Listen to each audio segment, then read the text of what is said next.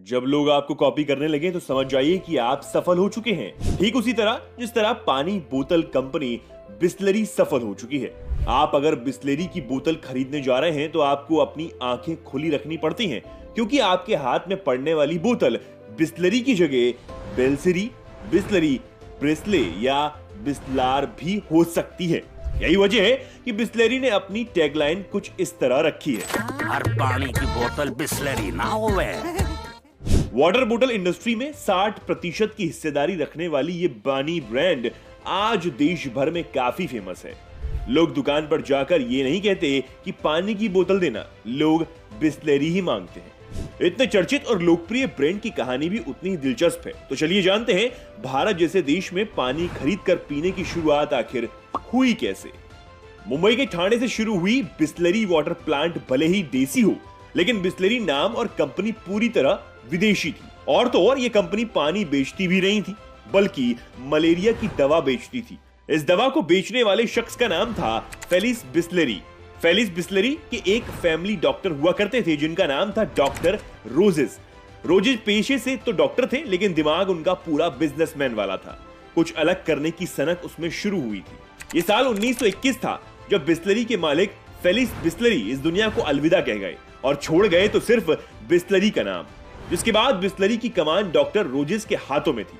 Roses की एक दोस्त हुए जो पेशे से एक वकील थे। उनका एक बेटा था खुशरू सत्तुक।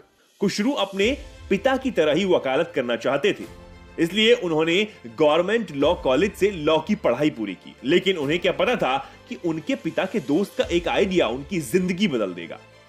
और भारत अभी अभी आजाद हुआ ही था कि देश में नए बिजनेसमैन की डिमांड बढ़ने लगी थी। रोजेस के बिजनेस माइंड ने इस बीच एक बिजनेस आइडिया खोज निकाला था। उन्होंने ये सोचा कि पानी का बिजनेस आने वाले दिनों में काफी सफल हो सकता है। हालांकि औरों के लिए सोच ठीक वैसी ही थी जैसे आज के समय में कोई ये कहे कि उसे ताजी हवा को पैकेट में बंद करके बेचना है। इसके बावजूद रोजेस ने इस बिजनेस में वो देखा जो किसी को नहीं दिख रहा था।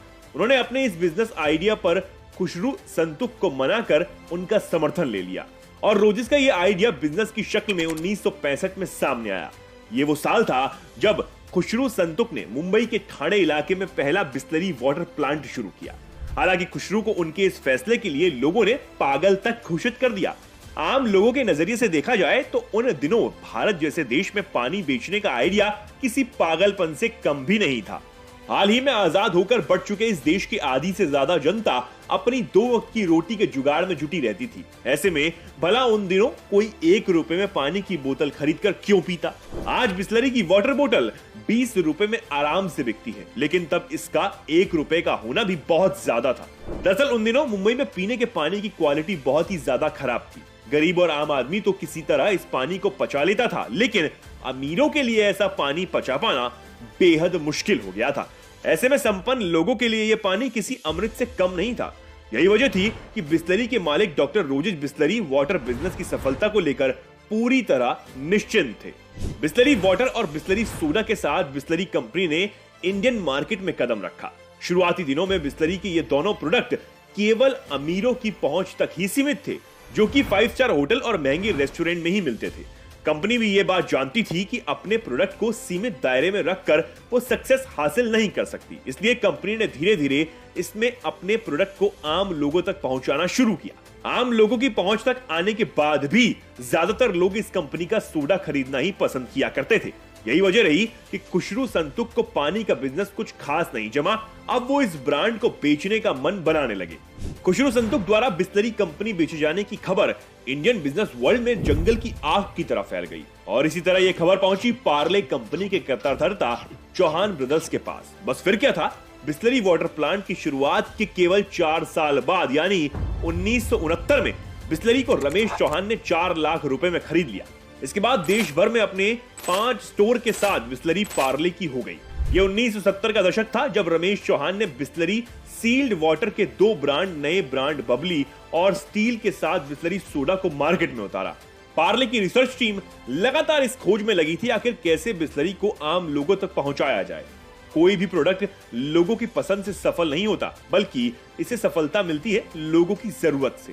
पार्ले की रिसर्च टीम ने भी लोगों की ऐसी ही एक जरूरत को खोज निकाला। उन्होंने देखा कि देश भर के रेलवे स्टेशन, बस स्टेशन और सड़क किनारे ढाबे जैसे और कई पब्लिक प्लेसेस पर पीने के पानी की क्वालिटी अच्छी नहीं होती। इस वजह से लोग मजबूरी में प्लेन सोडा खरीद कर पीते हैं। इस बात को ध्यान में रखते हुए पार्ले ने लोगों तक साफ पानी पहुंचाने के लिए अपने डिस्ट्रीब्यूटर्स की संख्या बढ़ा दी। प्रोडक्ट की बिक्री बढ़ाने के लिए पार्ले ने ब्रांड प्रमोशन का सहारा लिया, पैकिंग में कई तरह के बदलाव किए। इतना कुछ करने के बाद बिसलरी वाटर मार्केट में अपनी रफ्तार पकड़ने लगा। जिस आइडिया को कभी पागलपन कहा गया था, आज उस आइडिया से बिसलरी ने भारत की सील्ड वाटर बोतल इंडस्ट्री पर 60% हिस्सेदारी पाली है। अपने 135 प्लांट के दम पर बिसलरी रोजाना 2 करोड़ लीटर से भी ज्यादा पानी बेचने वाली कंपनी बन गई है। बिसलरी अपने प्रोडक्ट को 5000 से ज्यादा डिस्ट्रीब्यूटर्स और 3500 डिस्ट्रीब्यूटर के जरिए 3.5 लाख रिटेल आउटलेट तक पहुंचा रही है। 2019 में भारत में बिसलरी की मार्केट वैल्यू $24 बिलियन थी और जिस हिसाब से यह कंपनी चल रही है उसके मुताबिक साल 2023 तक इसकी मार्केट वैल्यू $60 बिलियन होगी। अब आप इसके बारे में क्या सोचते हैं, हमें कमेंट सेक्शन में जरूर बताएं और ऐसी ही इंटरेस्टिंग वीडियोस के लिए फॉलो करें